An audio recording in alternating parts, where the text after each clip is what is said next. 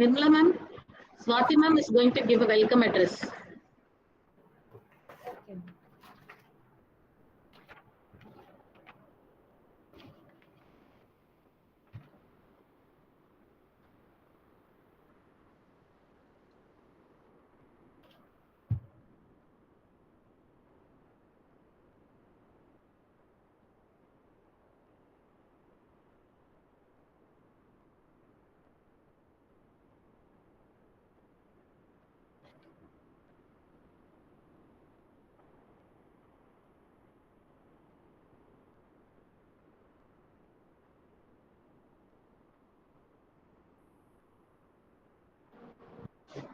Nirmala ma'am, we can start ma'am.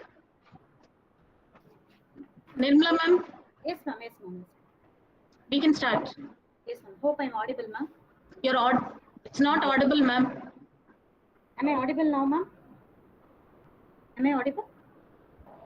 Yes, audible, ma'am. Yes, thank you. A very good afternoon to one and all, and thank you for accepting our invitation and finding time to join our online international FTP program organized by the School of Humanities, Guru Nanak College, Autonomous, Velachery, Chennai. Before we start up our program, I request all the participants to mute their audio and video to avoid interruptions. Thank you. And once again, a very good afternoon. I, Dr. O. Nirmala, Assistant Professor, Department of Defense and Strategic Studies, takes immense pleasure in welcoming you all for this online 5-day international FTP on examining critical frontiers and social science domain. And today's topic is environmental consciousness and sustainable development goals. To begin with, I request every one of you to join us for our college prayer.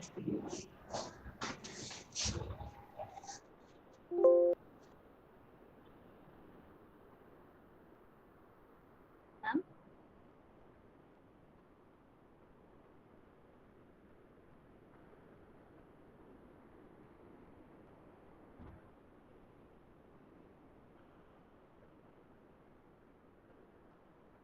College prayer.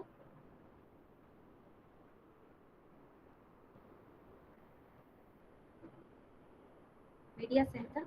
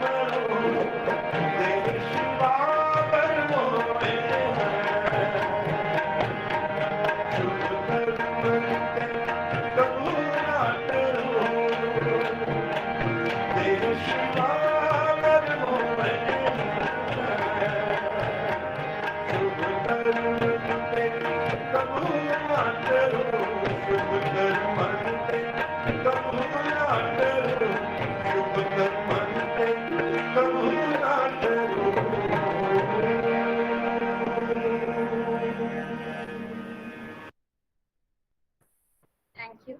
That was a wonderful start. May I invite the pillar of our college, Dean IQAC, Dr. Swati Paliwal Madam, to give her welcome address. Madam, please. Very good evening to one and all present here. On behalf of Guru Nanak College, I welcome all the eminent scholars and the faculty member to this 5-day International Faculty Development Program on Environmental Consciousness and Sustainable Development. On behalf of our college, administration and management, I welcome Dr. Pradeep Smuthalingam ji, and I hope that the resource person of the day, I welcome you, sir. Vanakkam, sir. And I really hope that this program will be useful for all of us learner. Basically, I always tell that we teachers are the learners. We are the seekers of the knowledge. So let's start a 5-day journey.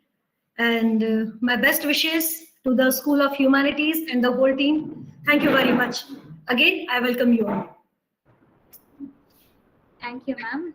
That was a warm welcome, and thank you for sparing your valuable time with us. May I invite the Dean, School of Humanities, Dr. N. Malati, Assistant Professor, Department of Economics, to give a broad picture about the theme for this FTP program. Madam, please. Thank you very much, Nirmala ma'am. Our respected resource person of today, Dr. Pradeep Smuthalingam, Socio-Economic Impact Assessment Expert in Thailand. The most honorable and dynamic secretary and correspondent, Mr. Manjit Singh Nair, the most respected principal, Dr. M.G. Raghunathan, the mentor and guide for our Guru Nanak College and former principal and present advisor to management, Dr. Malin Morais, Vice Principal Shift 1, Dr. LRS Kalanidhi, Vice Principal Shift 2, Dr. Rajashri, Dean Academics, IQAC Coordinator, Dr. Swati, Deans of various schools, Heads of departments, faculty members of our college and other colleges and other states also, good afternoon to all of you. It's my pleasure to talk about the theme of our FTP, International Online FTP. First of all, I should thank our today's speaker to accept and having come as a resource person in spite of his busy schedule. Thank you very much, sir. Now we move on to the topic, examining critical frontiers in social sciences domain. Especially in higher education, especially in social sciences, we all are facing several challenges. Simultaneously, we are able to improve our quality work also. That also we have to accept it. As we all know that our environment is facing several problems due to pollution, global warming, overpopulation, waste disposal, ocean acidification, loss of biodiversity, deforestation, ozone layer depletion, acid rain, and public health issues like that, etc. So whatever the environmental problems that we are facing, for that, we have to take some action. For that sake only, according to United Nations research findings, the ocean acidity will increase by 150% by the 100. United Nations has predicted. Moreover, the world has changed dramatically in 2 decades, especially extreme poverty, inequality, income and wealth, gender discrimination, and in improving the quality of higher education in global market. To address all these issues and provide solution, in 2015, Sustainable Development Goals were adopted by United Nations Organization, especially the member countries of all member countries of United Nations. We all know very well that sustainable development means to meet the needs of the present without compromising the availability of resources for our future generation. Now, the SDG is not only concentrating on the natural resources. Apart from these natural resources, it concentrates on proper emotional intelligence, reducing gender discrimination, and promoting student-centric teaching learning by choosing their own mode of higher education to achieve the individual goals, social goals, our society goals, and also the whole nation's development goals. Hence, the School of Humanities and IQAC of our Guru Nanak College is organizing the International Online FDP Program, 5-day International FDP Program with the following objectives. Number 1, to improve our environmental quality. Number 2, promote emotional social intelligence. Number 3, improve the socio-economic status of women and thereby reduce the gender discrimination. Number 4, provide solutions to overcome the challenges in student-centric teaching learning pedagogy.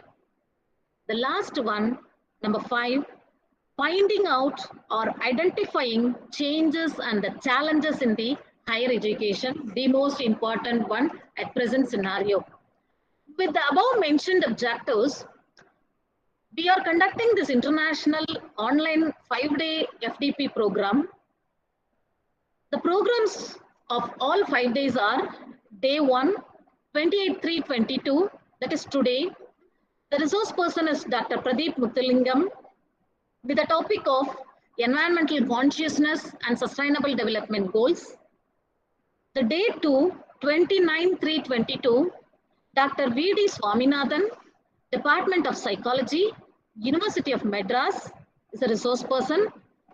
He is going to talk about management of emotions for success in career and in life. The third day, that is 30/3/22, the resource person is Ms. Latika Charan, IPS, retired, with the topic of women empowerment and gender discrimination. The day 4, 31/3/22, Dr. E. Ram Ganesh is a Ram Ganesh, Professor of Educational Technology and Director, IECD, Bhaditasan University, will be the resource person with the topic of paradigm shift from pedagogy 1.0 to pedagogy 4.0 to address industry 4.0. And the day 5, that is 1/4/22, the resource person is Dr. M.R. Srinivasan, Department of Statistics, University of Madras, with the topic of higher education, changes and challenges. Hence, all 5 days lecture will be helpful to all of us. Once again, I assure you that this 5-day online international FDP program will be, through this FDP program, we all can provide significant progress in the social sciences domain, especially in higher education. We hope everything is we are going to get benefit out of it. Thank you, one and all. Thank you very much. Over to Nirmala ma'am. Thank you so much, ma'am, for giving a broad picture about this online international FDP. I hope The faculty members will find it very useful after listening to these wonderful lectures. Thank you, Madam. Now I invite Dr. V.P. Nadinjarian, Associate Professor and Head, Department of Defense and Strategic Studies, Dean Students Affairs, to introduce our chief guest to our audience. So please. Thank you, Dr. Nimila. My thanks goes to Dr. Malati Madam, Dean Humanities. First, we have to congratulate Dr. Malati Madam for choosing the chief guest today, the befitting chief guest, because if you want me to introduce our chief guest, this itself may require at least one seminar.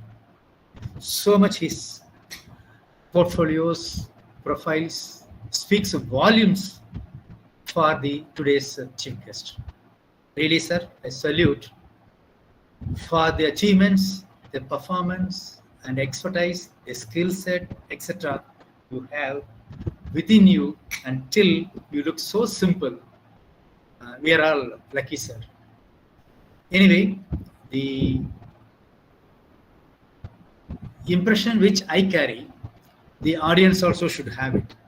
So, having the time paucity in our mind, I'm just highlighting a few things of Dr.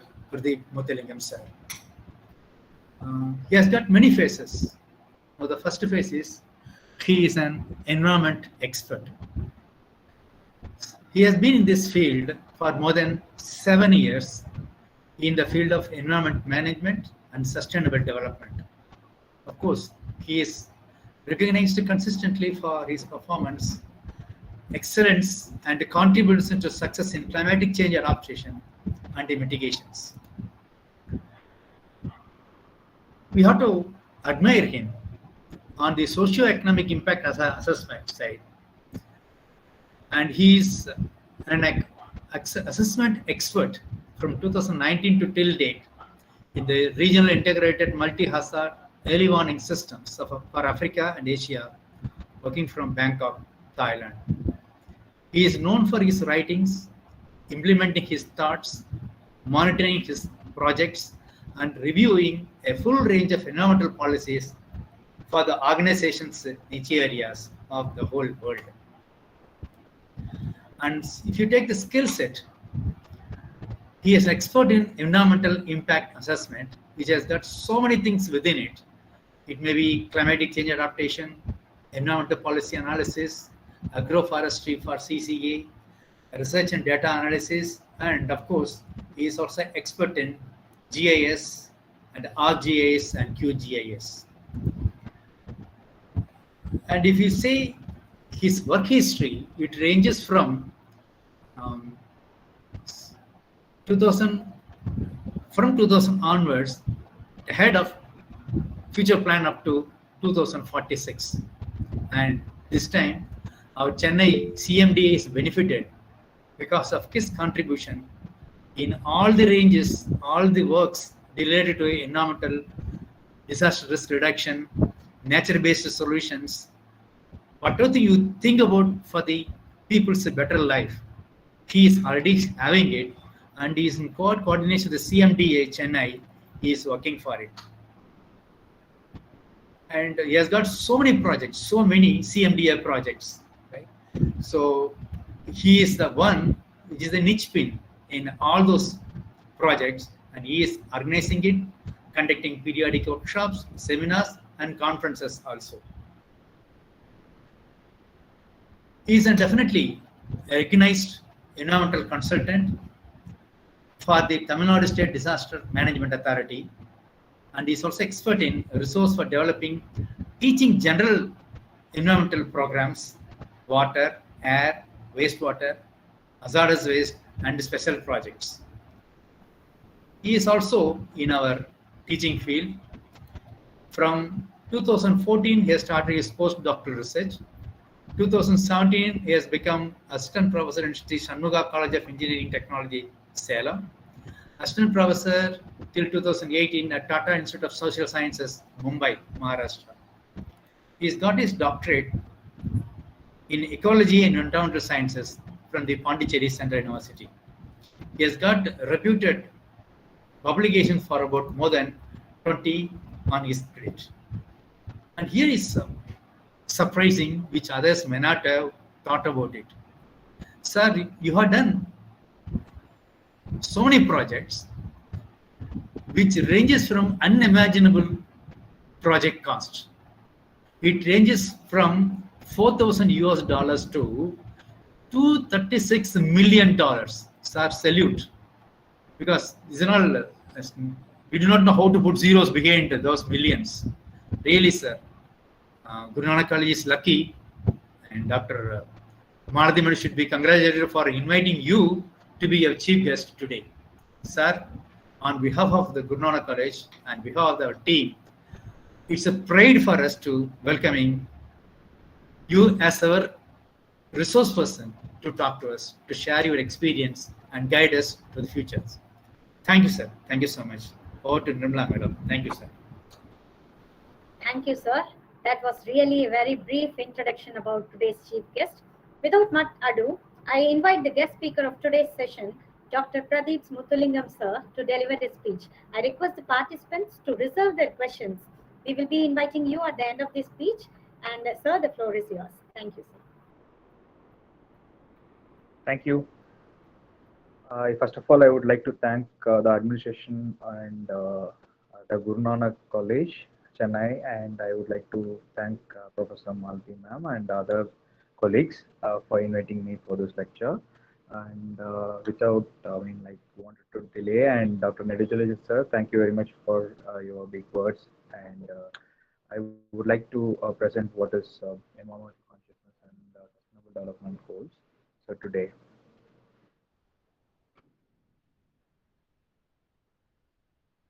Is my screen visible? Yes, sir. Not visible, sir. 1 second.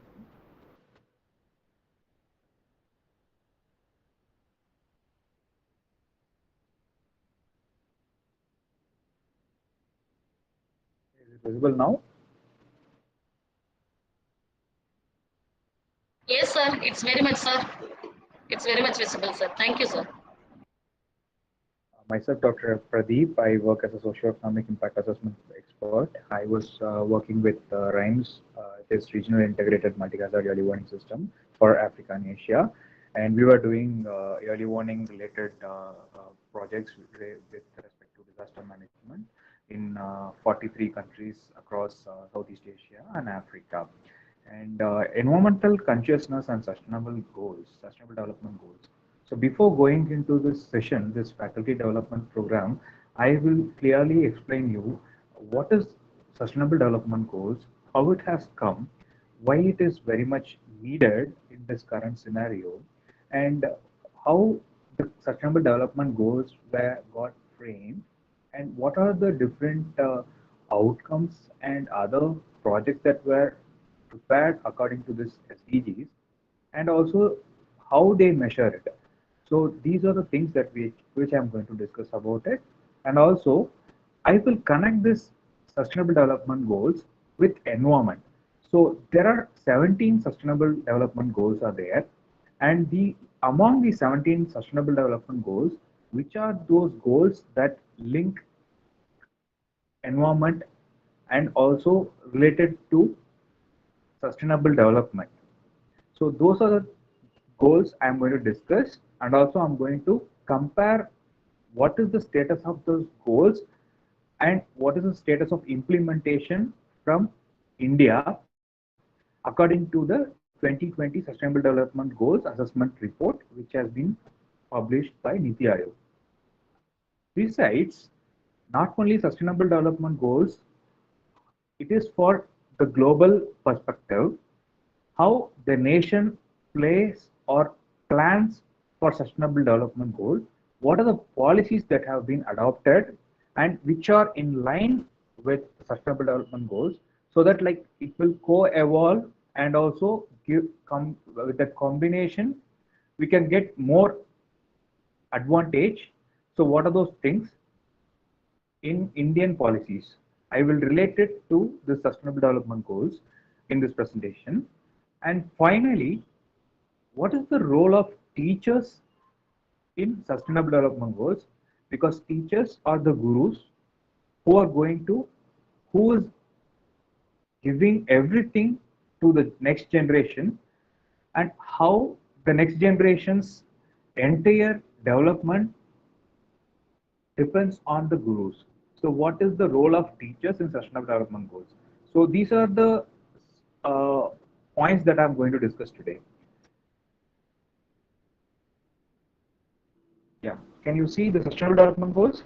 These are the 17 sustainable development goals, and these sustainable development goals were announced by the United Nations, and I'm going to talk about why it has come, how it has come, what is its requirement.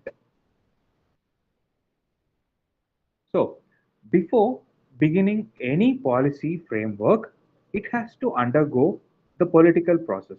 So, what is that political process behind this sustainable development goals? We are talking about sustainable development goals now, but the idea of environmental conservation, sustainable resource management, everything has begun in the late 1960s. It was one book which was written by the author called Rachel Carson, The Silent Spring. That book has kindled the need for environmental consciousness across the globe. So it talks about how the fertilizers in producing industries, pesticide producing industries are polluting the environment, and what is its impact. So the drastic impact on the water bodies which were next to those industries had kindled the thoughts to write about it, and she is the environmentalist who gives these environmental problems. Based on it, a lot of discussions have begun, and then United States of America brought in this Environmental Protection Act in 1986. So meanwhile, India also started its environmental consciousness, and since time immemorial, we are the civilization who developed on the environmental consciousness on our own. So we give much importance to it. We not only talk about natural resources management, but also talk about biodiversity conservation. So in the beginning of 1990s, in the Rio Summit for Biodiversity Conservation, the Agenda 21 started this idea of how we are going to conserve this remaining forest. Because over the period of centuries, from 16th to 17th centuries, when the industrialization had slowly begun its mark, as a faculty, you might all aware of it, all the history of it. So how the development has its own impact on the forest ecosystem. So this earth is consist of various ecosystems. In that, the major ecosystems are the land and water, then air. So atmosphere, that is responsible for this mixture of all kinds of gases, which supports the life support system that is called as biosphere, which is a living being part of the earth. So without biosphere and atmosphere, the earth will be claimed as an uninhabitable planet. As you all are aware, the entire universe, the only planet which is suits for habitation is Earth. So this biosphere supports all this life form in it to survive. It gives the air for respiration process, then it produces entire n number of ecosystem services which we depend on our day-to-day activities as well as our life and livelihood. So this biodiversity conservation talks about it, like why we need to conserve it and how are we going to protect the remaining forest in the nature, and also it gave a thought, how are we going to restore those land which has lost to desertification or degradation. Then in the millennium, the 2000 millennium year, the scientists and the experts started to discuss about this millennium promises. So we need to bring in this environmental consciousness across global level, because there is a disparity among the developed nations and developing nations, because entire this slowly degrading the natural environment in the name of development has caused majorly for the underdeveloped and developing nations. The best example is greenhouse gases, that is, which greenhouse effect, which causes global warming. So if you studied about this greenhouse gases or global warming, these greenhouse gases, the carbon dioxide is the major player. It was Dr. Charles Keeling. He is the one who started observing the amount of carbon dioxide that has been emitted into the atmosphere in 1950s. So in 1958, he set up a laboratory for measuring this carbon dioxide emission, which sampled the ice cores starting from the Holocene period and till date. So it was that entire survey has given a varied variation of carbon dioxide emissions into the atmosphere because of lot of changes that evolution of this entire geography of the earth has undergone. So carbon dioxide, if I simply put, the industrial revolution has increased the emission of carbon dioxide into the atmosphere. That is, it's a graph. So it shows it was around 60 to 70 parts per million volume in the late 1800s. Then in 1950s, over a period of time, it has reached its peak to 303 parts per million volume. And currently, this Keeling curve is, targeting to 420 parts per million. So what is it? There is no gradual increase in carbon dioxide, but there is a rapid increase in the carbon dioxide because of emission emitted from various activities, which is the humans are the only responsible for this entire carbon emission. Because of this, the greenhouse gases which forms a greenhouse effect over the atmosphere, leading to a lot of global warming, which in turn increases the climate change and its impact. So this year we are sitting in 2022. We are seeing the global international panel for climate change assessment, sixth assessment report, which has shown that emission is peaking and climate change is really happening. We are witnessing recurrent storms, volcanic eruption, earthquakes, flooding, everything which is related to environment, which is related to climate change. And then the slow disasters which were not at all realized by the humans, that is drought and famine, that is also hitting hard at us. The entire cyclical process of a global geochemistry has changed. So this has brought in the thoughts for entire experts and also from people from developed nations who are responsible for those industrial emissions. They had to support the underdeveloped countries. So then they brought the World Summit on Sustainable Development in the year 2002. And from the Millennium Development Goals, with a set of 8 goals were framed, which was adopted across 121 countries and also 8 nations which were part of it. So it has its own outcomes and indicators. It was set up for a period of 15 years. So from 2000 to 2015, that Millennium Development Goals was slowly progressing. Every nation was participating in it. There are plenty of conferences, plenty of summits have happened, which started talking about carbon credits, carbon trading, greenhouse, emission reduction, clean development mechanism. All these Kyoto Protocol, which talks about reducing the emissions. All these has come during the period of Millennium Development Goals, and each development goals revolves around 3 spheres. The 3 major spheres which runs this Millennium Development Goals as well as global is economical, socio-cultural, and political. These 3 processes are revolving around this Millennium Development Goals, so that entire Millennium Development Goals can be properly adapted and implemented across the nation, so that we can reduce the impact of climate change, we can reduce the drastic changes in sea level rise, carbon emissions, everything, and also stand for sustainable development, where we have to preserve the resources and give it back to the next generation. This is not only meant for us, but this is also for the other generations which are about to follow.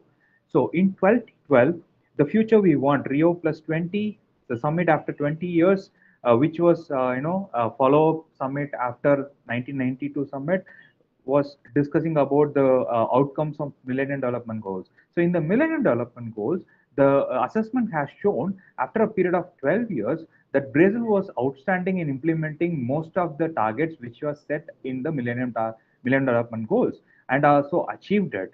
And then comes Australia, Canada, and US. But there is a lot of lapse in the works, but because most of the projects which were implemented via this Millennium Development Goals were not measurable. There is no coherency. So that there is also a lot of gaps in understanding the indicators, which because it cannot be suited for entire nations. It can be suitable only for Latin American countries or South American countries or Southeast Asia. So those kind of gaps were there. So it was totally understood and identified, and also we need to include the name collective responsibility. That's how the 2015, after completion of 15 years of Millennium Development Goals, the next set, that is Sustainable Development Goals, had been brought in with 17 goals. These 8 goals has been separated individually, where we will give gender equity, no discrimination, participation of entire humanity,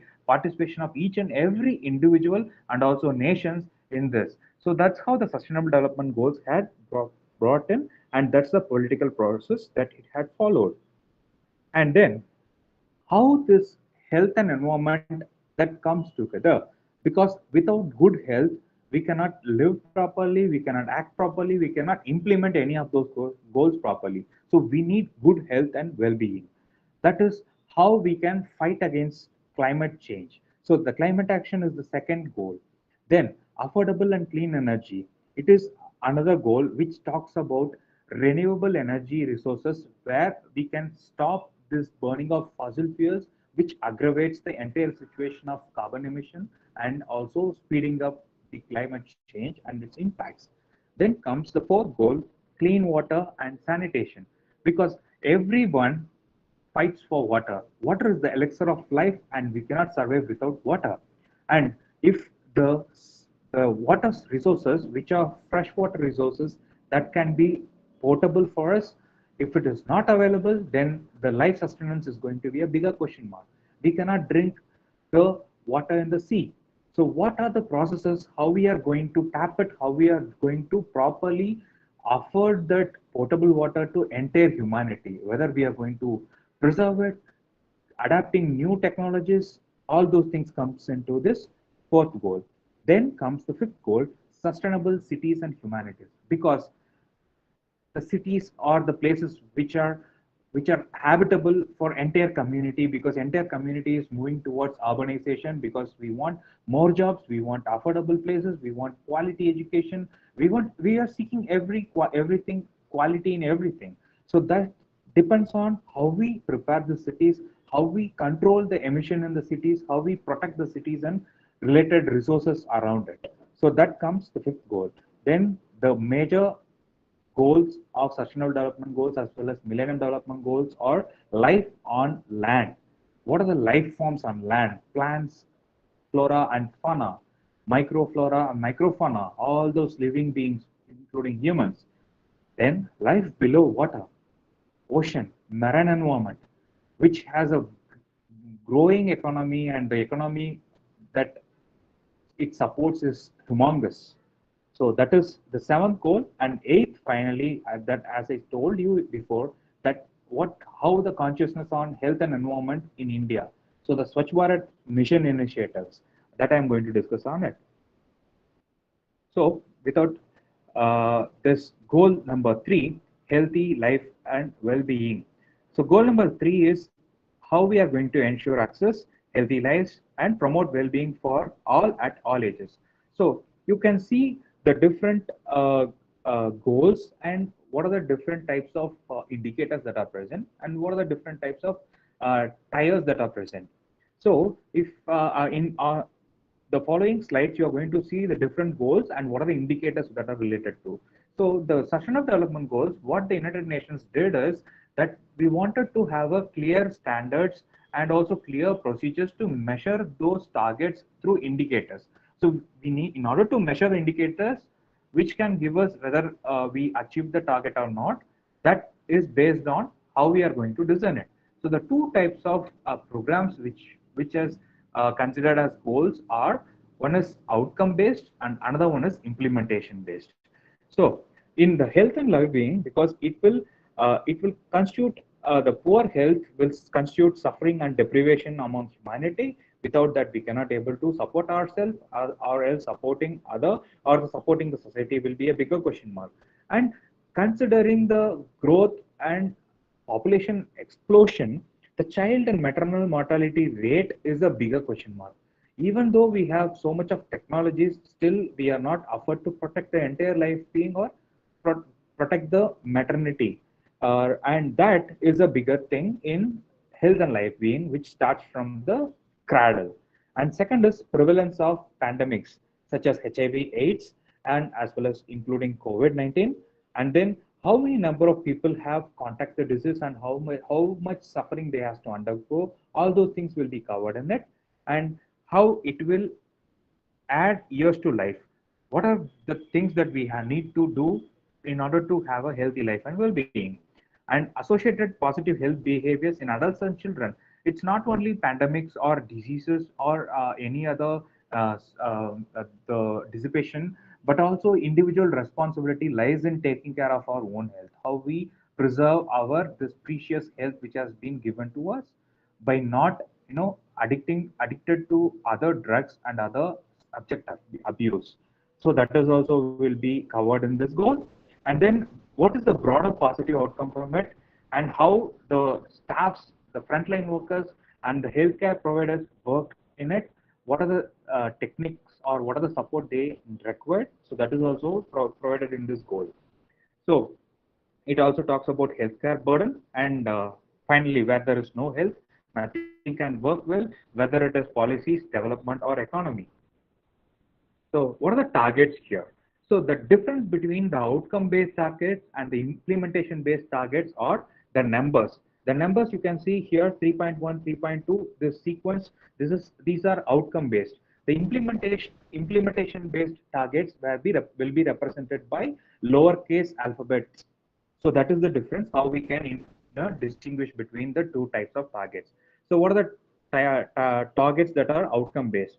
First one is, as I said, maternal mortality, and the second one is neonatal and child mortality. That is how we support the child without under susceptible to malnutrition and other things. And then infectious diseases and non-communicable diseases, substance abuse and road traffic related accidents. The targets that follows are universal access to sexual and reproductive healthcare services, environmental health, that is how the environmental that industries or progressive industries can impact on the health of human beings, such as hazardous industries, hazardous waste industries, how it emits, how it pollutes, all those things with hazardous chemicals, air, water, and soil pollution and its contamination. These eight targets are the outcome-based targets. So these outcome-based targets will be measured based on the indicators. And then the means of implementation, that is implementation targets are tobacco control. The government of each at global level, national level and regional level, they have to come up with new policies, new strict regulations that can reduce the usage of tobacco, and how we increase the availability of medicines and vaccines for entire humanity, and health, financing and workforce, that is frontline workers, increasing the number of staffs, training the staffs, and giving the capacity development for hands and also disaster management. And then emergency preparedness, that is related to disaster management and pandemic handling. And finally, universal health coverage, how we bring up a universal health coverage. So these are the various targets that comes under goal number 3. So the indicators for goal number 3 are, so it talks about each target and the respective indicator. For maternal mortality, in order to understand how many maternal mortalities happen per year, so the data that has been recorded in the government side, that will represent the entire indicator for this. So how many number of deaths has been reduced, how many number of deaths has been increased. So that gives an account. What is it? So that audit will be performed and it will be used as an indicator. And proportion of births attended by the skilled health personnel. So how many skilled health personnel are available for delivery, and also how many skilled healthcare personnel are available for protecting the reducing the child mortality rate. So that is the first target, and the second target is under 5. So under 5, the age under 5 is the age where we need to supply the child with proper nutrition food and also the vaccines. So plenty of diseases and plenty of syndromes are around, which are due to environmental changes and the mutations. So in order to reduce it, how we have to protect it. So what kind of solutions are available, what kind of technologies are available, and how much healthcare services is provided for them. So that will be measured as an indicator, and that audit will give you whether we achieved the target or not in that particular year.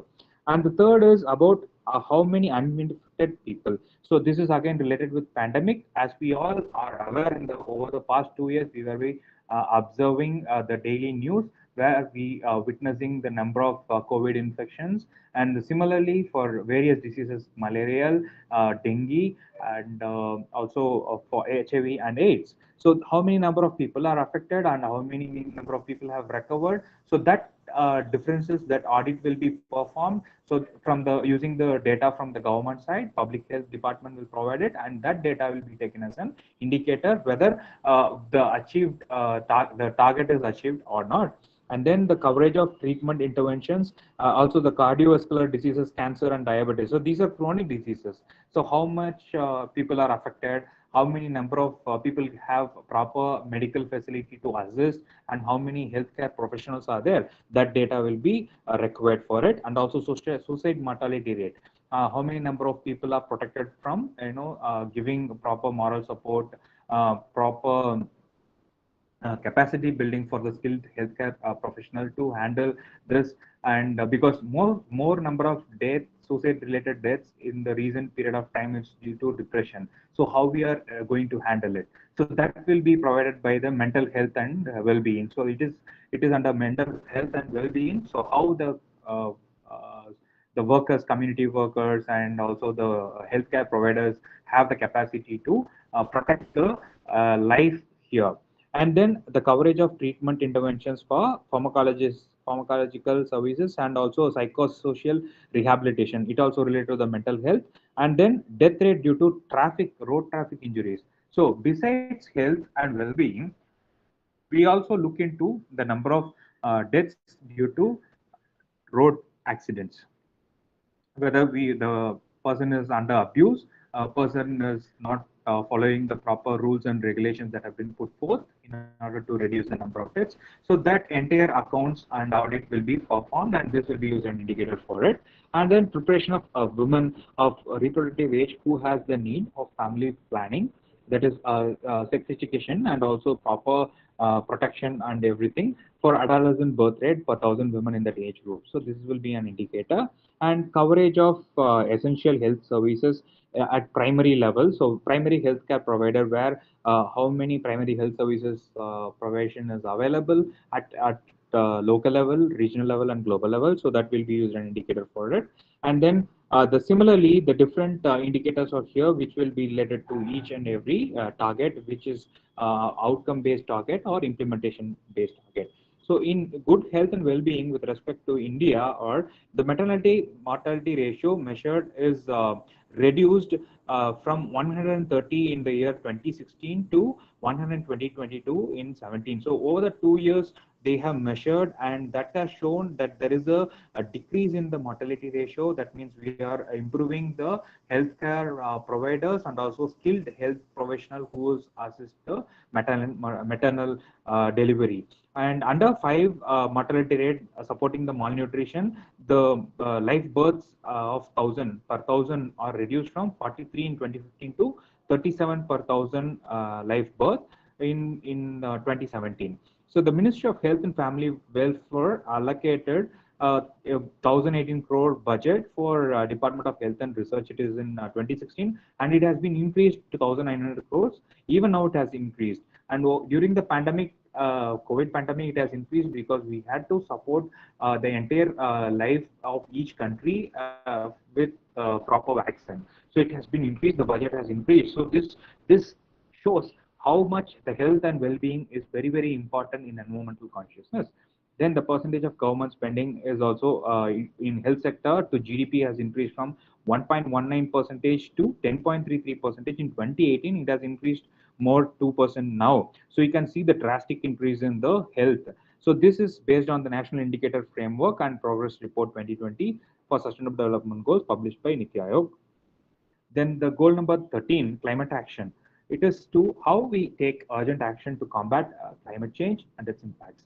As I was talking, the need of understanding of greenhouse gas emissions, because it is more than 50% higher than in the year 1990, and it is causing long-lasting changes to our climate ecosystem. We are witnessing the cyclical changes, that is La Nina and El Nino, how this tropic cyclone events has been changed, and how the period of impacts have changed, how the monsoons also changed. The monsoon annual rainfall over the period of 20 years shows that there is a variation, that we lose more rainfall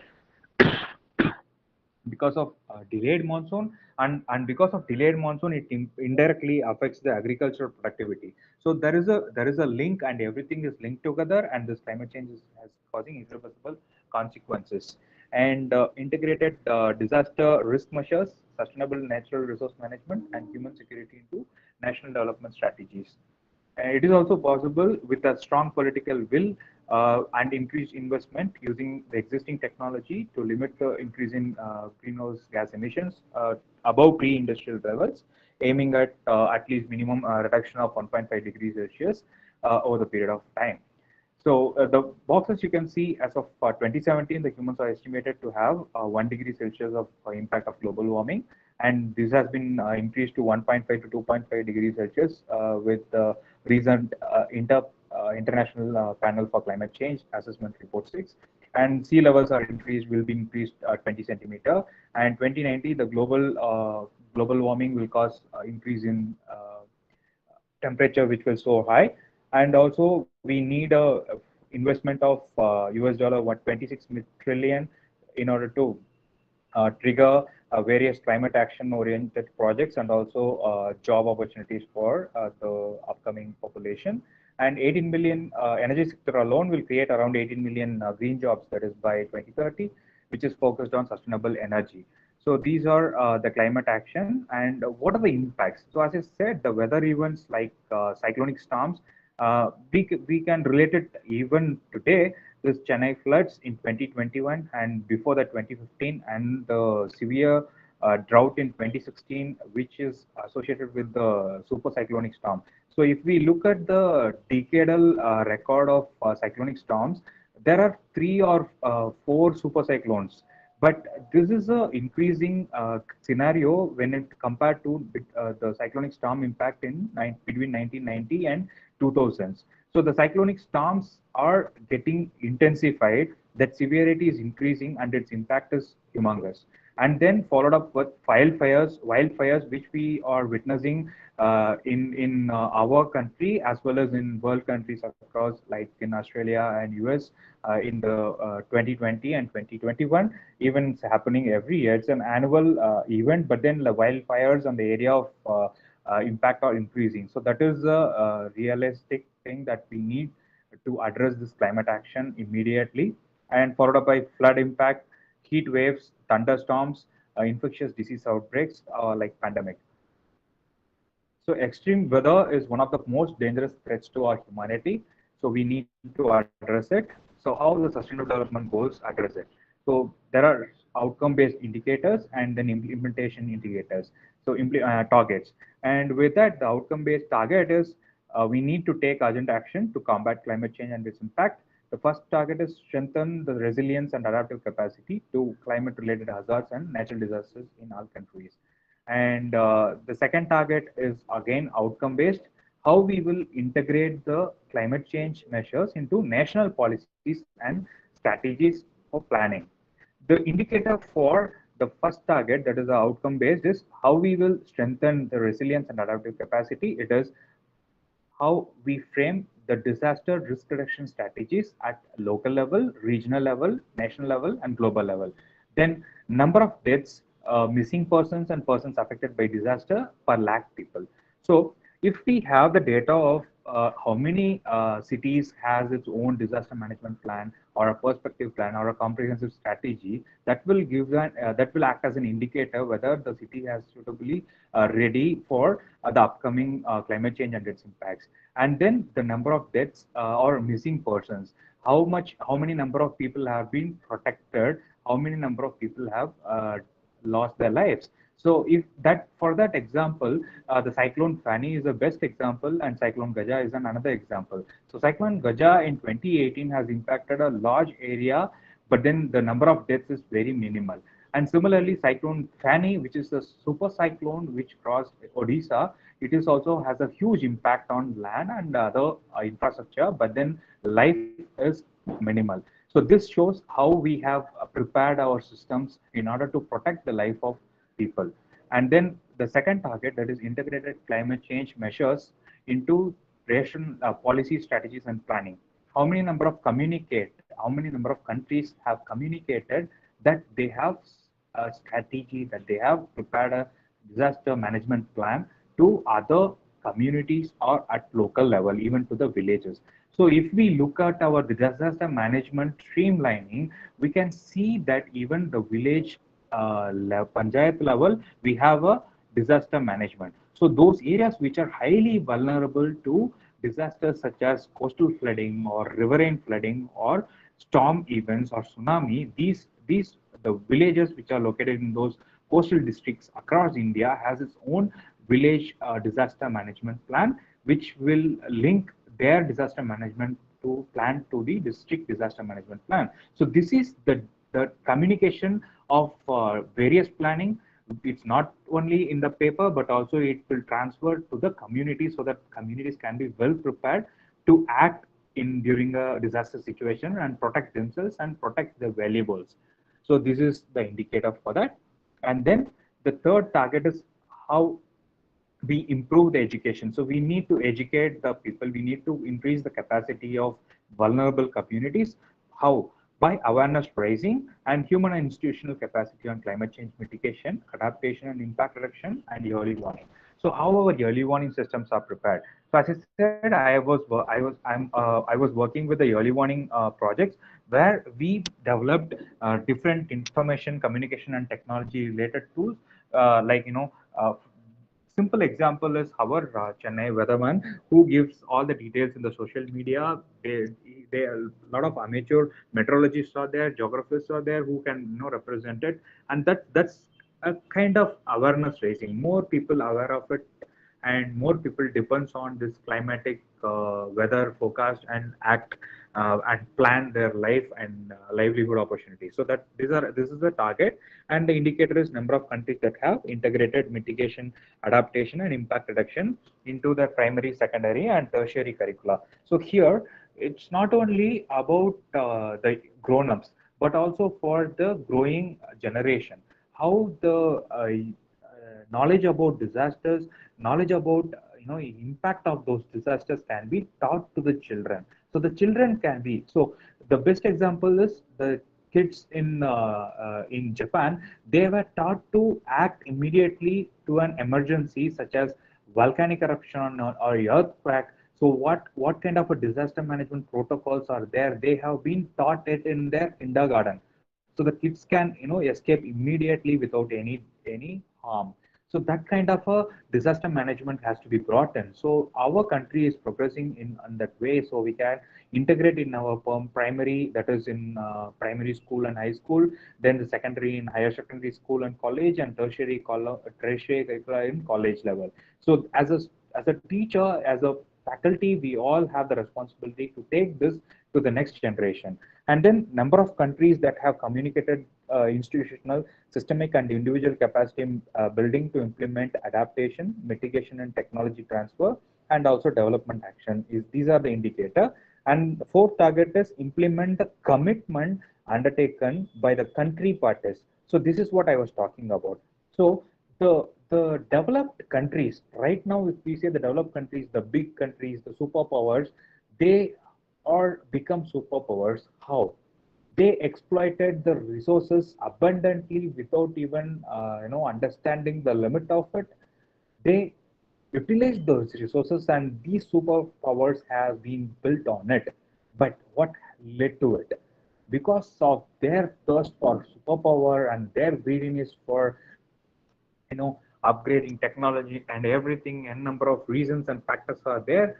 It pose the threat to the underdeveloped nations and small countries which are developing. Best example is comparing the development of United States to a underdeveloped nation like Maldives. So the big country had utilized most of the resources to become a superpower. Their impact lost to increasing the sea level rise, where the Maldive island is slowly sinking because of sea level rise. And the report predicts by 2050 the Maldives won't be there. There will be a situation the island nations will submerged underwater, and people who has been the community, the humans have witnessed war refugees and refugees due to fight between countries, due to other reasons. But there are going to be climate refugees in the future because of sea level rise and losing their countries, losing their native space, and they have to refuge in other countries. So the climate refugees, that situation, even when we imagine it, it gives chill to our spine. So that is devastating. So we need to address it. So what United Nations brought into the Sustainable Development Goal is, but that 15 years time, 5 years period, the first 5 years, that is 2015 to 2020, these big developed countries has to pour their funding, That is, at least they have to raise US dollar of 100 billion per annum to support, providing renewable sources or other technological assistance to the developing and underdeveloped countries. And the indicator is whether they have arranged it or not. They are, because they are accountable for their response, for their actions.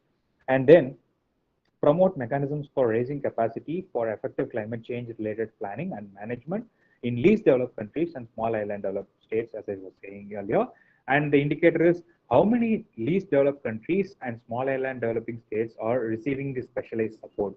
How many countries are receiving investment in going green, reforestation, afforestation program, restoration program, marine restoration, and solar renewable energy resources like solar, wind energy, tidal energy, how they are harvesting it, how they are reducing the carbon emission from their system, and also how they reduce the individual transportation system. All those things are brought into this indicator, and the data which is available at local level can be used as an indicator for that.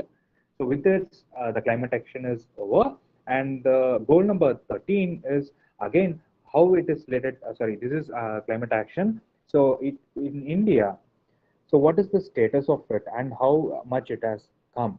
So nearly 275 million people in India are dependent on the forest for their life. And the the largest greenhouse gas emitter is us, 6.9%. And by 2020, we have committed to reduce the emissions to 35%. And 2030, we have our Honorable Prime Minister have promised to reduce it to 50%. That is, half of our emissions has to be reduced and cut down, adapting various policies and also utilizing renewable energy resources. There are 33 states and union territories with strategies for enhancing adaptive capacity. As I said, we have disaster management plans, perspective plans, even at village level. So, and all these disaster management policies has been known by the communities and the people who are living those vulnerable areas. So, it deals with the climate extreme weather events in India in 2017 and 18 itself. And what is our carbon footprint? How we are going to do it is, despite having the binding mitigation obligation under United Nations Framework Convention on Climate Change, in the pre-2020 period, India achieved its voluntary commitment of reducing our emissions of its GDP by 25% over our 2005 levels. So by 2020, we will be reducing it to 21%. It stands. And goal 7 is affordable and renewable energy. So it is, you can see how the environment and health, well-being, consciousness, everything is linked together. So I was talking about climate action since the first slide, and you can see how I'm linking it and how the climate action is linked to each and every sustainable development goals and also the renewable energy. So it is again the global goal number 7 is ensuring access to affordable, reliable, sustainable, modern energy for all, not the traditional conventional energy system, but modern energy for all. So overall, globally, 1.3 billion people lack access to modern electricity. Still, a lot of remote areas which lack electricity, functionaries, and the 3 billion people still rely on wood, coal, charcoal, or animal waste for their cooking and heating purposes. So, as we are living in the tropics, we doesn't need heating, but then people living in the cold countries or our areas, they need heating even in the daytime. And energy is the dominant contributor to climate change, accounting for around 60% of total global greenhouse gas emissions. And energy for the renewable resources, wind, water, solar, biomass, and geothermal energy is inexhaustible and clean. So we need to harness the renewable energy from renewable energy resources, and it constitutes only 15% of the global energy mix. So you can see, the conventional energy we depend 60%, and for the renewable energy it is only near 15%. It needs to be increased. So what are the targets and different indicators? The operational outcome targets are by 2030 we have to provide universal access to all communities and public and villages with affordable, reliable, and modern energy services. Because most of the energy services, energy infrastructure are outdated, and because of that, much energy dissipation is happening, and it leads to extra emission of carbon and extra harnessing of conventional energy resources, that is, burning of fossil fuels. So the indicators are proportion of population with access to electricity, whether the entire village has electricity, entire district has electricity. That kind of a data will give a clear-cut idea whether we have achieved this target or not. And the second indicator is proportion of population with the primary reliance on clean fuels and technology. How many nations are adapting to renewable energy resources? So that and how many people rely upon that their energy source from the renewable energy. So that data will provide indicator for this target.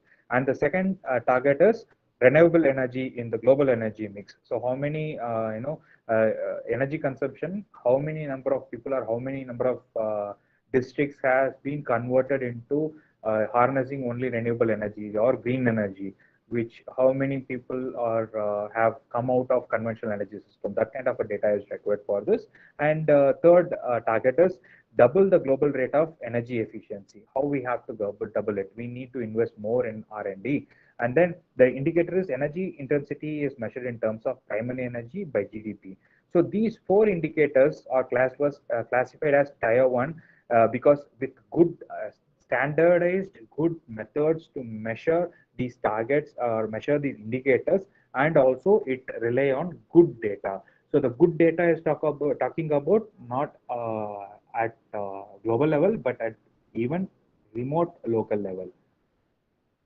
Key messages on SDG 7 and data needs are raising profile of energy statistics globally through a coherent framework that optimizes uses of available data. So this energy data, how much of energy we depend on non-renewable energy resources, and also how much of energy is generated through renewable energy resources in our country. So that idea will give us the proper data. That good data has to be maintained by each and every electricity providers in our country, so that it can provide a proper database, and database can be used for measuring that indicator. And then tracking this progress is requires, as I said, complete good data and good basic statistics on energy resources.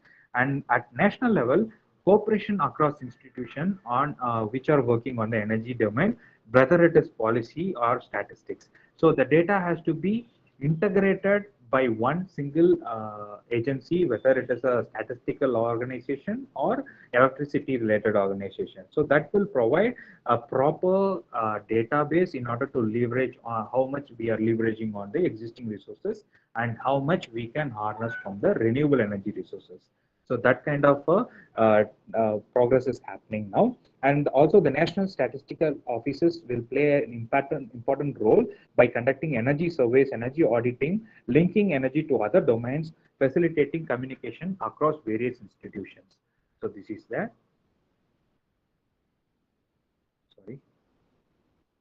Okay. And yeah, our ambitious renewable target by 2022 is 175 gigawatts, and we have achieved it. And nearly 84.5% of people have access to electricity in India. And our recent data shows we have achieved it 100%, and 100% of villages are electrified. In India, 99% of households are electrified by March 2020, and the percentage of households using clean cooking fuels has increased to 96% in 2019 from 63% in 2016. You can see the large gap there. And also the renewable energy share in the total installed electricity generation has been increased from 13.4% in 2015-16 to 17.7% in 2017 and 18. Excuse me. Madam, do we have to give a break or can I continue with the end of the presentation?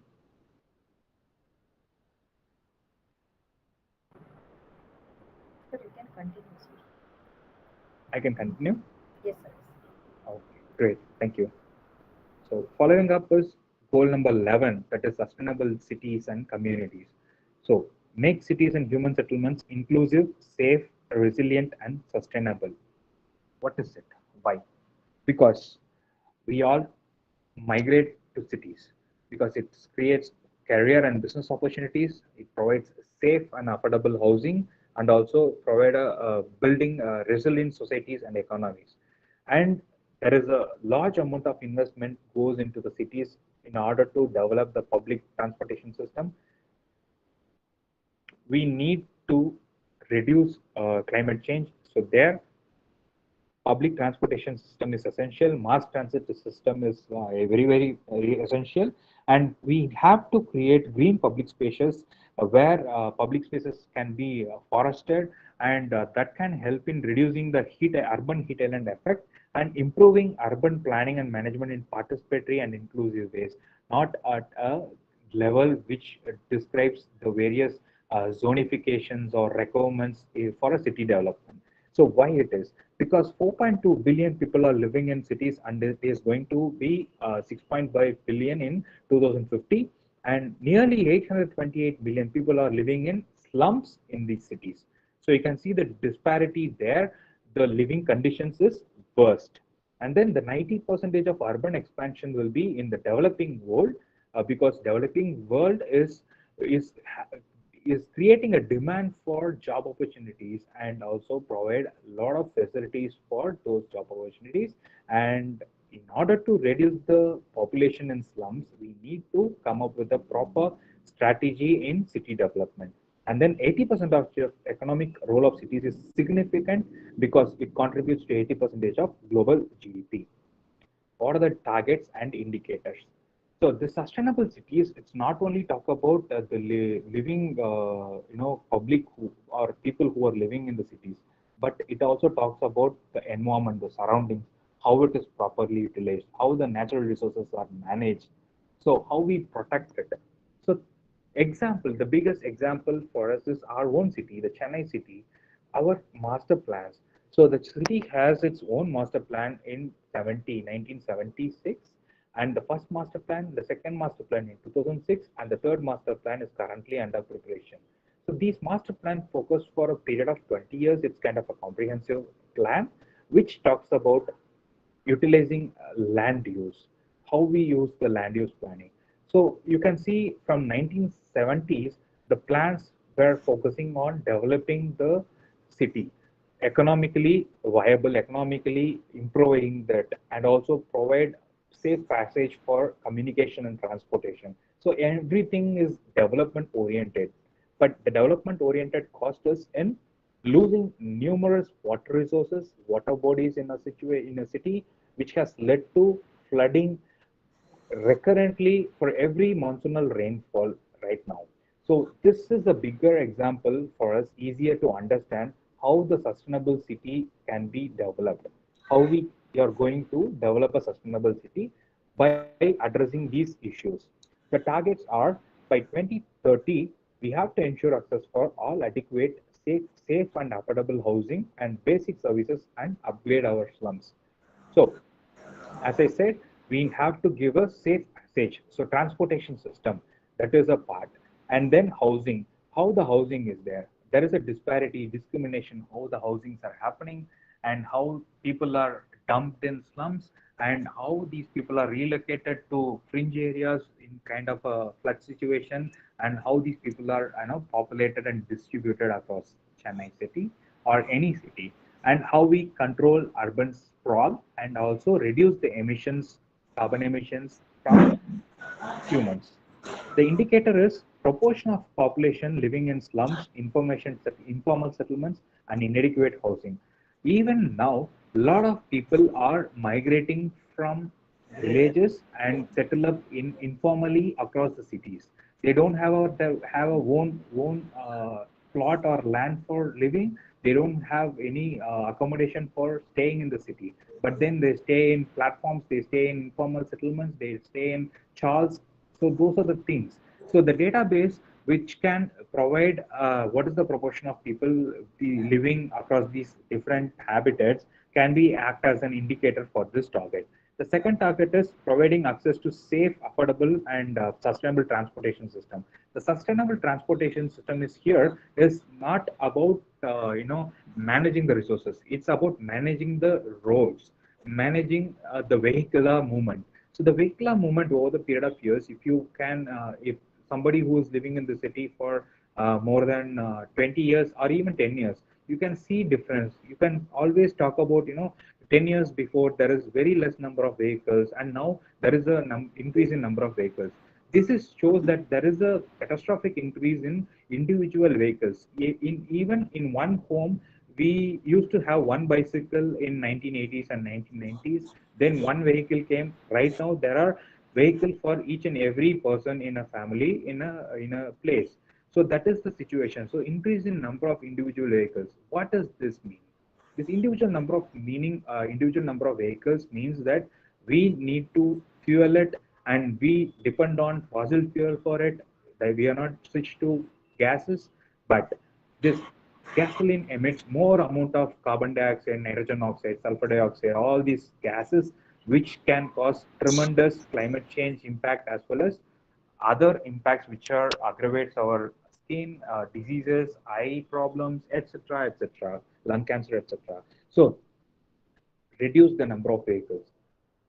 How we will reduce the number of vehicles? We all depend on transportation system. Okay, switch to mass transportation system like metro rail, trains, which are public transportation system and easily affordable.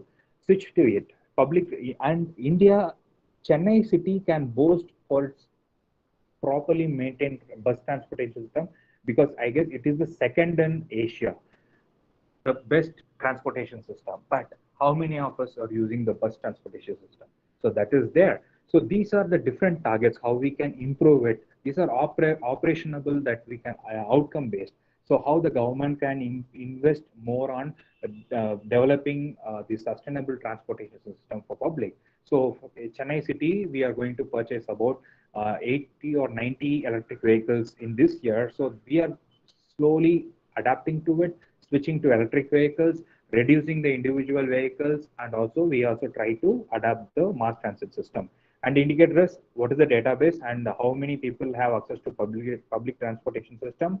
And again, it will be distinguished in different age groups because we have school going kids, college going kids, office going people, elders, male, female, persons with disabilities. All these has to be brought in, and that database will give an indicator whether we achieved this target or not. And the third target is by 2030, enhance inclusive and sustainable urbanization and capacity for participatory integrated and sustainable human settlement planning. Human settlement planning is very essential. How we are going to do it.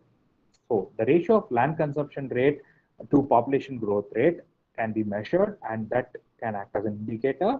And also the people and percentage of cities with direct participation in structure of civil society, how the stakeholders are playing, how many people are aware of it. All those things can be help as an indicator for measuring this target. Fourth target is strengthen the efforts to protect and safeguard world's cultural and natural heritage. So besides the cities, city environment, pollution, we also have to think about how we keep this cultural entity intact. Every city has its own culture, and India is known for its diverse culture and heritage. How we have to protect those, cultural entity.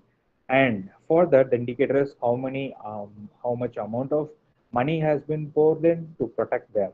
So that kind of a data, that type of expenditure, operating expenditure, investment, and type of also the major one is PPP model, that is public-private partnership funding, and also philanthropy that can be calculated. On all these pooled in together, and that database can be used as an indicator whether we achieve this target or not. And then the fifth target is 2030 disaster reduction. So by 2030, we need to develop our infrastructure in a way it has to be resilient to reduce the impact of disasters. As I said, all these disasters, cyclonic storms, flooding, that affects the infrastructure such as electricity, telecommunication lines, road transport. Everything gets damaged during a disaster like that. The cyclone can create havoc among this the infrastructure, and directly it impacts the economy, the primary sector, secondary sector, tertiary sector.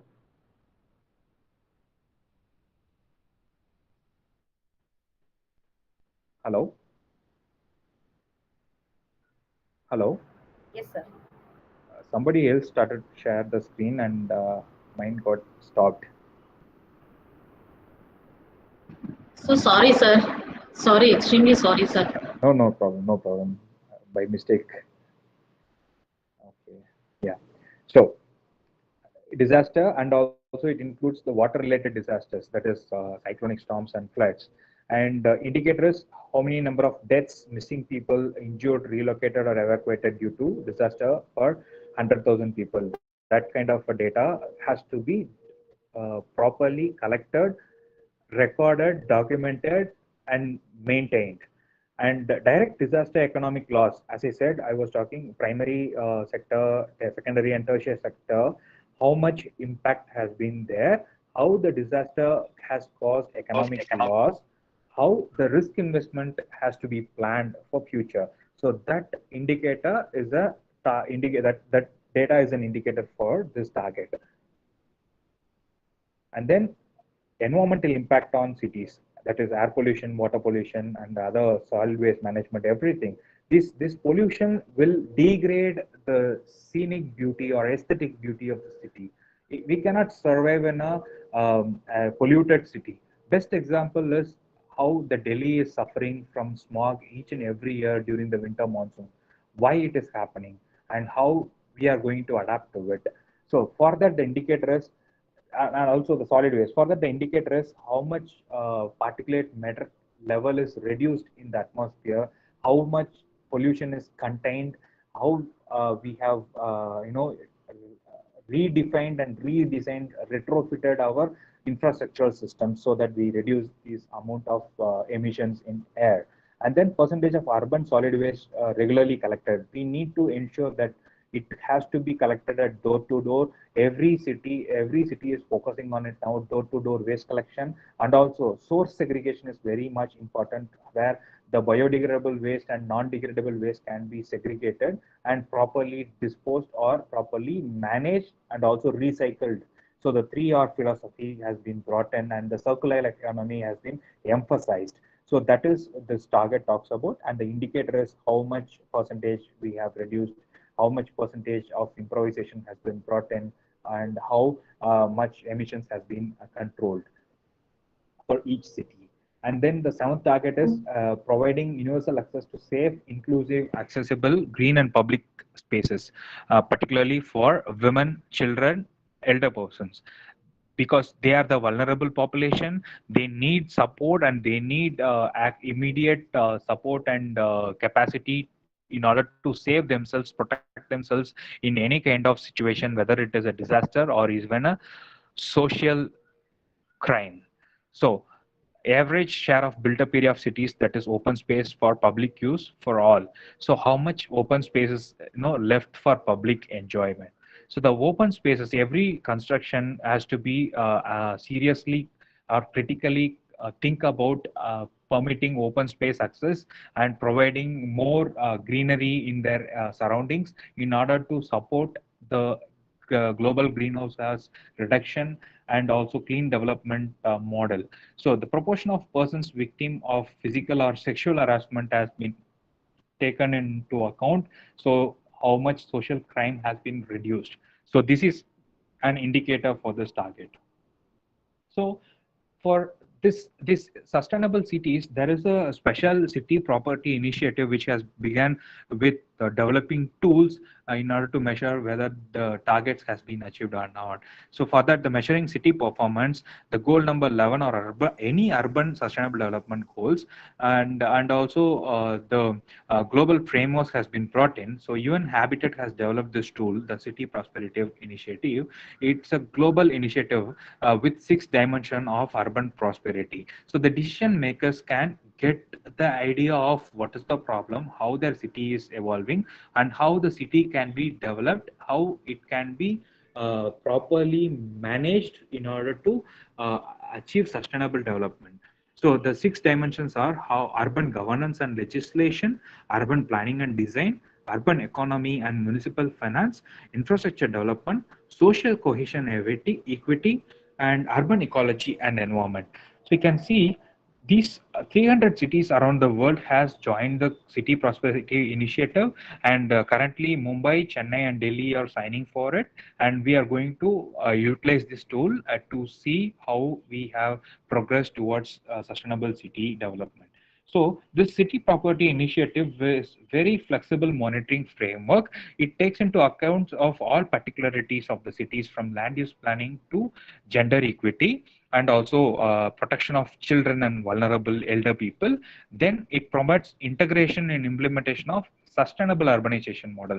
As I was telling you, the sustainable urbanization depends upon all these different dimensions, 6 dimensions in the previous slide, and it also has the developed in a way that can be monitored spatially. So it is an innovative tool based on spatial analysis, integrates the indicators such as street connectivity, sewerage system, solid waste management system, transportation system, public space, urban expansion, everything into one platform. And it is a multi-scale tool. It supports decision making from national urban policies to regional to city-wide interventions. It also gives for which dimension what kind of an intervention is required and how it has to be built in. So all these are collectively given so that the responsibility of individual citizens in the cities can be coherently integrated. So this is the goal in India. By 2030, India will have India will have more than 7 megacities. So the megacity is, one megacity is equal to people, how many people reside in a city. So if it is a 10 million public living in a city, then it is called as a megacity. Best example is Japan, in Tokyo. And 13% of urban resources will have a proper sanitation facilities, and also 31% of people living in the urban area, and over 1.2 million people are dying due to pollution. It is in 2017, and that has to be reduced. So in India in 2019, 35% of cities have master plans, whereas in 2015 it is only 33% of cities had master plans. So still, master plan for every city is essential, and only some 7 to 8 cities are having this master plan in India. And 2019, 96% of wards had 100% door-to-door waste collection system as compared to 41% in 2016. And in 2018, the average 34% persons out of 1 lakh persons were injured in road accidents compared to 38% in 2015. So the number of accidents has been reduced in urban area. With this, I'll move on to the next slide. This is life below water. Life below water is it's like an ocean itself, because it is a different surreal environment which has numerous living organisms, from plants underwater, animals, that is fishes, and microflora and fauna, which is numerous, which is unimaginable underwater, and also talks about the water that is present in the freshwater resources in the earth. So it represents 75% of your surface and more biodiversity. And again, the more biodiversity is dangerous because it's highly polluted.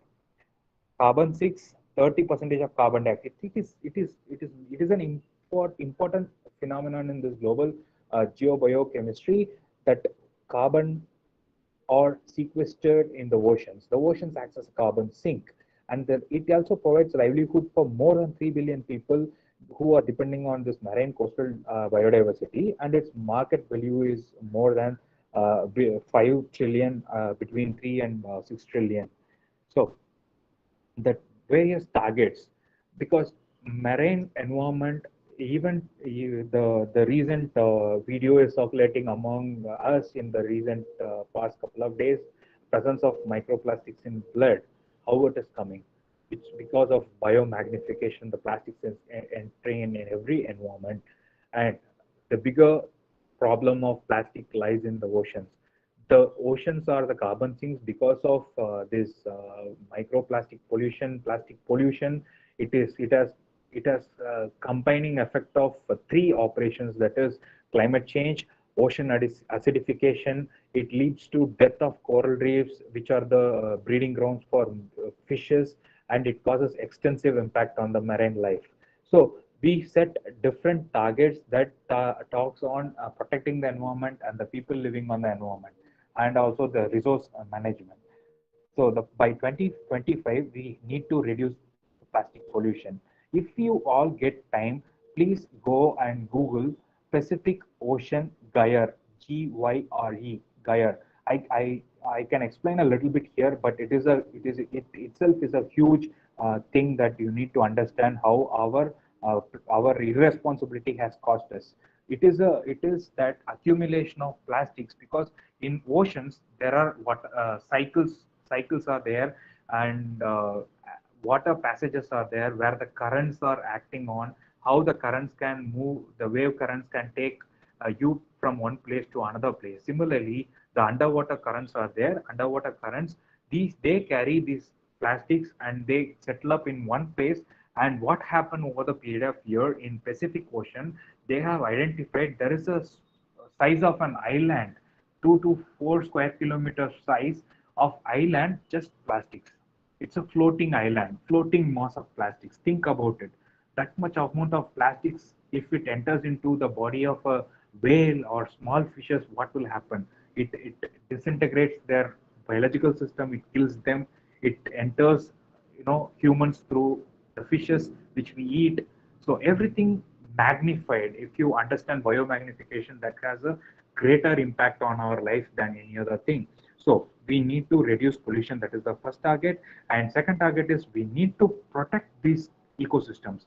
The ecosystem is coral reef ecosystem, mangrove ecosystem, seaweeds, sea grasses, the sea grass beds, which are the breeding grounds for the fishes, and the coral reefs. So these ecosystems has to be protected.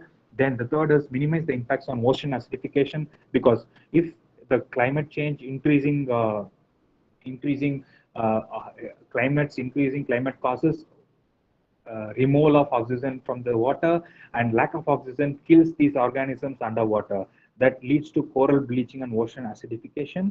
And also these are related to the environment. And the next target is how we regulate this harvesting and overfishing, and regulate the fisheries and restore the fish stocks. So there are different types of fisheries are happening, that is small scale fisheries, medium or moderate, and then large scale fisheries.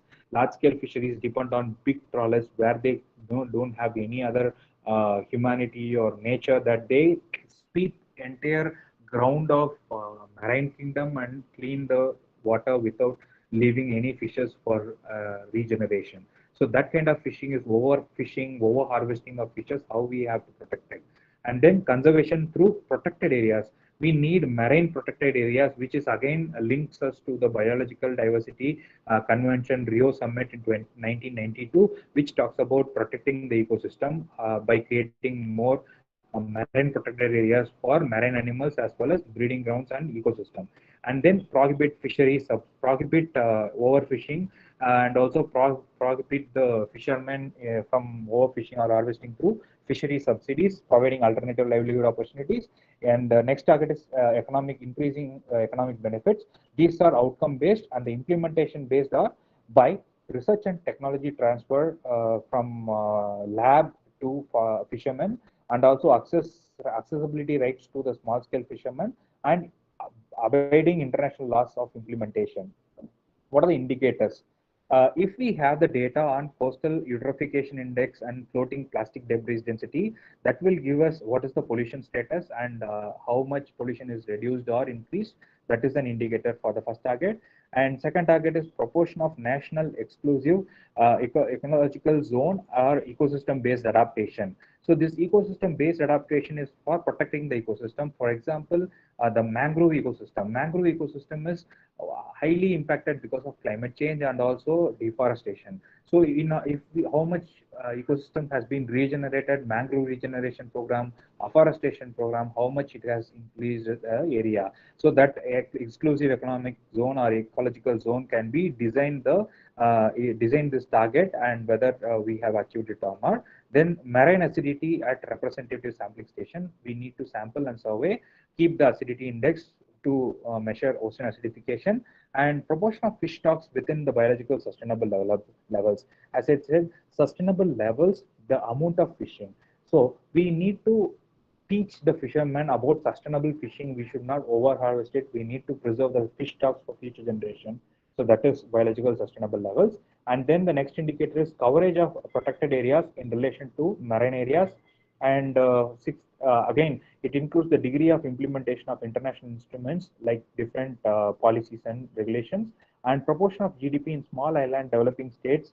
And for the indicator, for the target implementation based targets, the proportion of total research budget allocated for research and technology can be measured. A degree of application of regulatory framework for small scale fishermen can be adopted. Number of countries making progress on it, it can be an indicator. And the goals in India is maximum sustainable yield in fishing has increased to 5.3 million tons per year in 2018 from 3.7 million tons in 2015. And assistance to small scale fishermen with fiber reinforced plastic boats associated with the fishing implements has increased from 1,098 lakhs to 1,930 lakhs in 2019. And then goal of 15 life on your land. It represents 30% of your surface, 80% of biodiversity is all terrestrial species, and it supports the food for entire human diet. So 2.6 billion people are engaged in farming across globally, and 60 to 80% of fresh water are from mountains. So it again, mountains has to be protected. Degradation, 13 million hectare of forest are lost every year. That is losing in Latin American, South American, Southeast Asian countries to deforestation in the name of development. And desertification. 3.6 billion hectare land are desertified because lack of fertility has killing the land. So we need to restore the desertified lands. That is an important topic. And then livelihood. 1.6 billion people depend on forest for their life and livelihood. What are the livelihood? Non-timber forest products harvest. How, without cutting down the trees, they can enjoy the luxury of harvesting the products which are available in nature. And these native communities or tribal communities has the knack and technique to reduce the impact of over harvesting there. And also illegal trade is a bigger threat to this biodiversity. Nearly 7,000 species of animals and plants are poached, harvested, illegally traded across the countries for money. And life on land, the targets are by 2020, conservation, restoration, and sustainable use has to be put into progress, and sustainable management implementation has to be adapted. We have to combat desertification, and we need to reduce the degradation of natural habitats and prevent extinction, promote fair and equitable benefit sharing, and we have to end poaching and trafficking. By 2020, we need to prevent and reduce the impact of invasive species and integrate planning, the ecosystem values and biodiversity, and the income implementation based targets are we need to mobilize financial resources for conservation. That is again, we need to bring in the private investments because everyone is responsible here, and the mobilize the resources through incentives to advance conservation. How we have to increase the nature-based solutions and ecosystem-based adaptation for public. The indicators are how much of forest cover has been protected or increased to the total available land area. It is an indicator for the first target. And the second one is protecting the important sites for increasing the biodiversity coverage and progressing towards sustainable forest management, proportion of land degraded over total land area, and protecting the mountain ecosystem by measuring the mountain green cover index. How many trees are there? How many percentage of green cover is available? All those things, and then protecting the natural habitats and species by evaluating the International Union for Conservation of Nature's Red List Index. Number of countries adopted legal frameworks, proportion of traded wildlife that is poached or trafficked, proportion of countries adopted legislation framework, and for ninth target, that is integrating the ecosystem values in planning process, progress towards establishing national target. Each nation has to develop a target for them, and official development assistance and public expenditure. Finally, proportion of traded wildlife, poached and trafficked. So India, we all aware that total geographical area, the forest cover has been increased from 21% in 2015 to 21.6% in 2019. Increase in protected areas are increased from 48.48% in 2015 to 48.75, and the total area covered under different afforestation schemes are also increased at a rate of 3 lakhs per hectare, and increase in the tree cover, that is percentage, is also increased from 2.82 in 2015 to 2.89, and the number of cases registered under Wildlife Protection Act, that is poaching or illegal trading and trafficking, are reduced to 207 in 2018 from 698 in 2015. And also the final one, income based implementation target, is government started spending on environmental protection. Expenditure increased from 0.05% in 2015 to 0.07 in 2018, and still we have increasing currently. And finally, the goal number 6 is clean water and sanitation. We need to provide access to safe and affordable drinking water. We need to maintain sanitation and hygiene, including women and girls. It is very important for them. And improve water quality by reducing the pollution, increasing the water use efficiency by sustainable withdrawal policy, that is common property resource management, and implement integrated water resource management system across rural as well as urban areas, and ecosystem restoration, that is water body restoration, restoration of rivers, etc., and international cooperation and capacity building in water sanitation and hygiene through water treatment, recycling, and reuse technologies. And also we need to strengthen the local communities in water sanitation management. Then the different indicators associated to it. So if we look at the progress of India, is that in rural India, 36% were getting safe and adequate drinking water through pipe water supply in 2017, and it was increased to 41% in 2019. And also because of a lot of initiative, the open defecation free target has been achieved. So 18%, it has been achieved 88% in 2018-19. And also the wetland degradation over the last century stands at 70%, and we are trying to implement new projects to reduce it, improve, restore the lost degraded lands. And also wastewater treatment. how we increase the number of sewage treatment plants, and also before disposal into rivers, how we clean and recycle it. And it is also in the policies that every cities and every housing units has its own proper treatment units before letting into the common drainage to avoid pollution. Next comes Swajparak Mission. The implementation, you all aware of it. So here in Swajparak Mission, the SDGs number 3, 6, 11, and 13, that is clean, human healthy well-being, climate action, renewable energy resources, and as well as sustainable cities are there. So here we need to eliminate open defecation, eradicate manual scavenging. Modern and scientific municipal solid waste management practices has to be integrated to affect behavioral change. So capacity building through awareness raising in order to change the behavior and attitude among people to adapt to sustainable and clean and healthy environment is very, very essential here. And also it generates the awareness about sanitation and its linkage with public health, and augment at all urban local bodies and rural panchayats.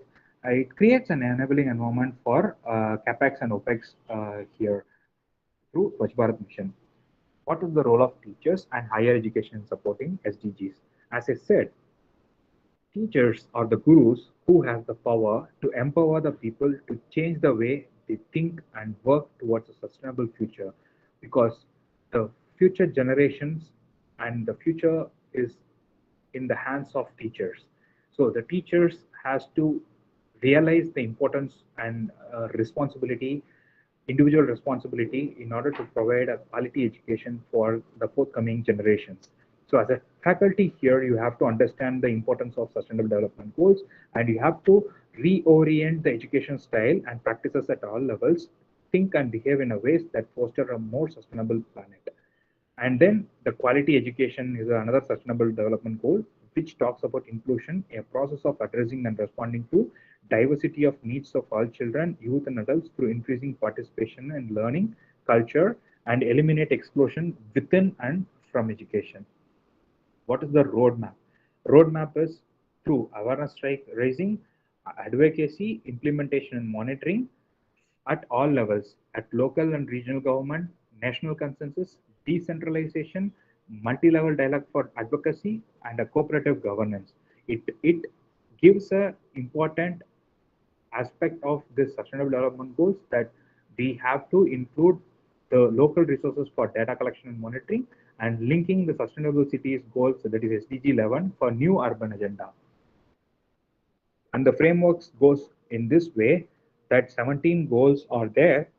Among the 17 goals, the 17th goal is partnerships between nations, how we come together as a nation and how we achieve all these goals and implement those goals for better prosperity of human.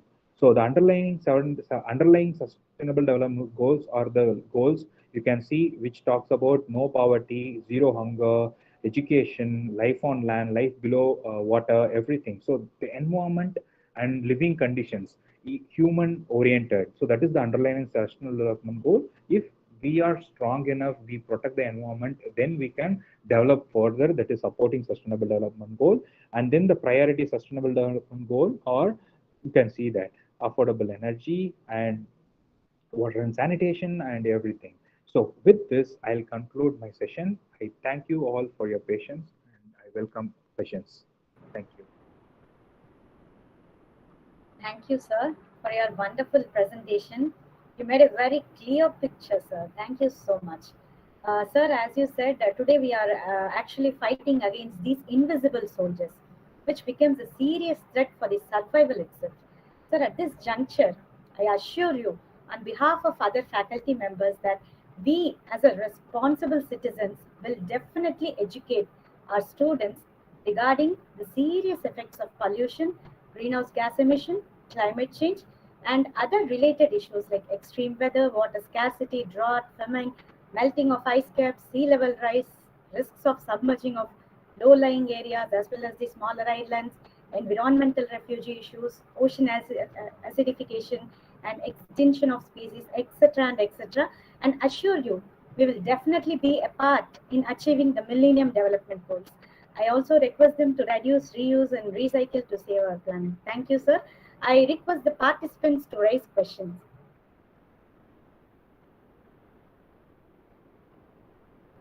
So there is a question from a person from principal. Global warming, how to avoid, sir? What? Global warming? How to avoid How global to warming? avoid? Yes. So as I said, it's about it starts from individual responsibility. So we need to think about the environment where we live. What are the supporting services that the environment provides us? So when this individual responsibility turns into a collective responsibility among a community, then we can reduce the global warming by our actions. Sir, we have another question from Arul Kamaraj. India has become the largest producer of e-waste after China and USA. According to Central Pollution Control Bureau, India generated more than 10 lakh tons of e-waste.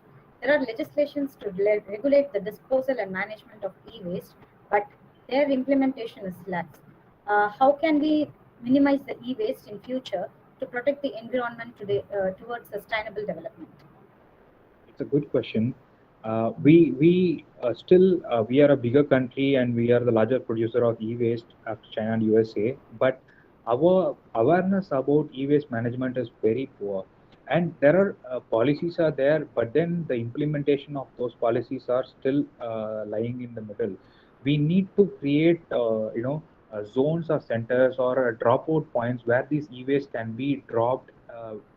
That can be, publicized to people and also create awareness about, for example, there is a bus terminus or a railway station where there is a permanent collection point for e-waste can be set up, and the people can made aware of that the e-waste can be, destroyed or brought in from various places and handed over to them, and also they can, incentivize it by promoting it, and that way we can implement it strongly, and then the e-waste minimization can be reduced.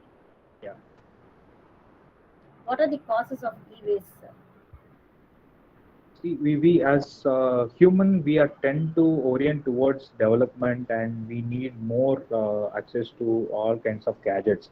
Currently, as our recently our finance minister stated, every home has a mobile phone.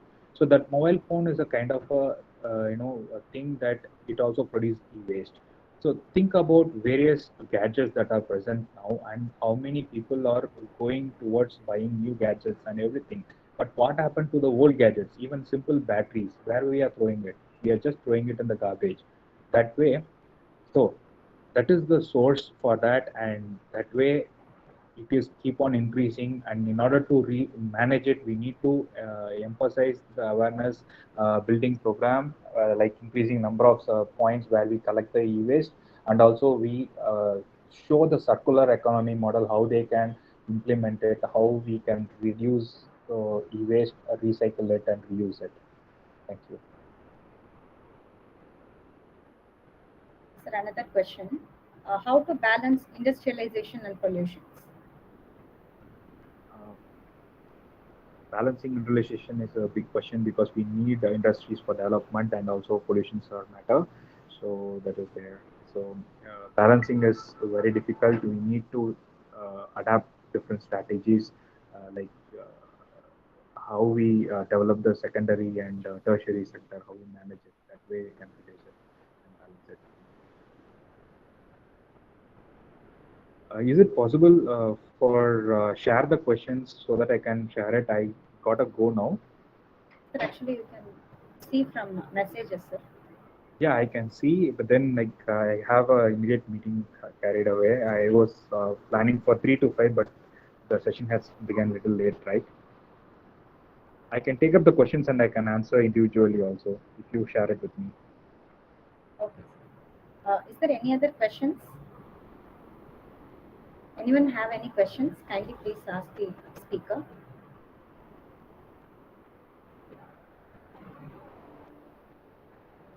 Madam?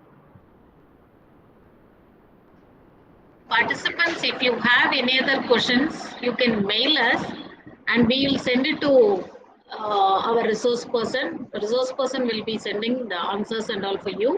And definitely, sir will be clarifying all your questions. Thank you. Thank you, madam. Is it okay, sir? Definitely, madam. Thank you. Thank you very much for everyone's patience, and I thank Guru Nanak for giving me this opportunity. I thank you very much. Thank you, everyone. Thanks. Thank you so much, sir. Now I invite Dr. G. Rajendran, Associate Professor, Department of Economics, Guru Nanak College, to propose a formal vote of thanks. Sir, please. Yeah, madam. Thank you, Dr. Nirmala. Good evening, all of you. On behalf of our management, I sincerely thank today's resource person, Dr. Pradeep Smuthalingam, for his wonderful and thought-provoking lecture on environment and sustainable development. Thank you, sir, for your interactive session. So special thanks to our dynamic GS sir, Principal sir, Advisor madam, Vice Principals of Shift 1 and Shift 2 for your encouragement and support.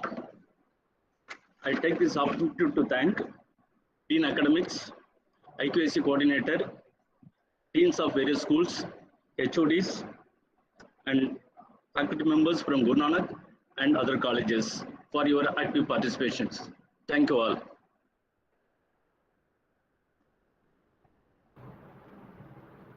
Thank you so much, sir. I hope you all would have benefited. I take this opportunity to invite every one of you to take part in tomorrow's sessions too for the same FTP. Thank you so much for your kind cooperation and making today's events a grand success. Thank you.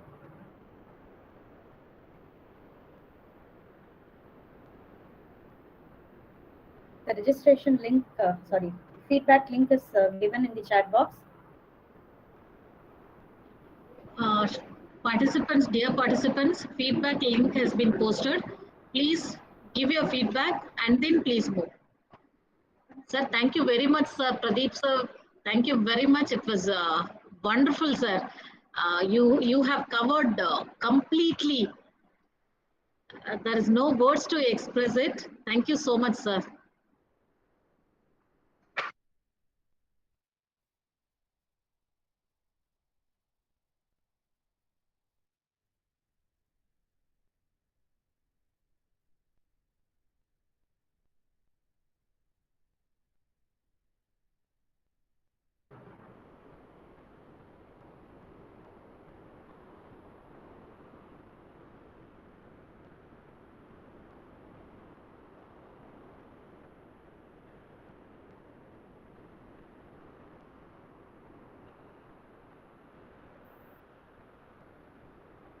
Madam, thank you, madam. I'm signing off.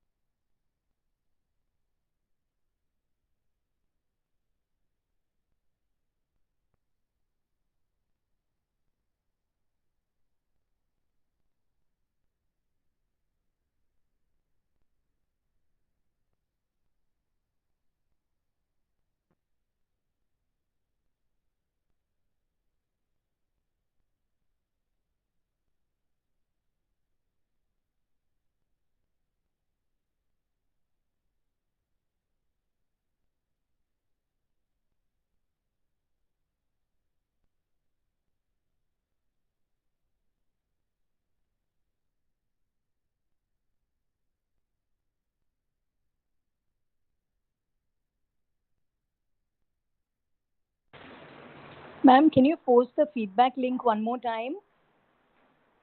I lost Yes, the ma'am. feedback. Yes, sure. Yeah.